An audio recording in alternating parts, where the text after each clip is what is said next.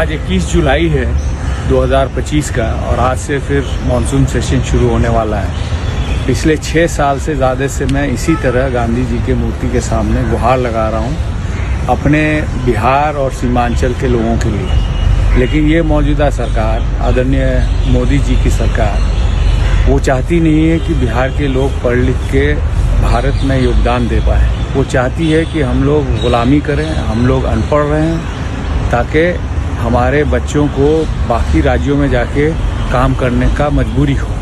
मैं आज फिर से ये रिक्वेस्ट करना चाहता हूँ आदरणीय प्रधानमंत्री को कि हमारे भी बच्चे पढ़ना चाहते हैं, हम भी टैक्स देते हैं, हम भी हिंदुस्तान के नागरिक हैं, हमको भी इक्वल अपॉर्चुनिटीज़ मिलना चाहिए। और ये जो बखान आप मारते हैं बार बार, सबका साथ सबका विकास, ये सबसे बड़ा झूठ है।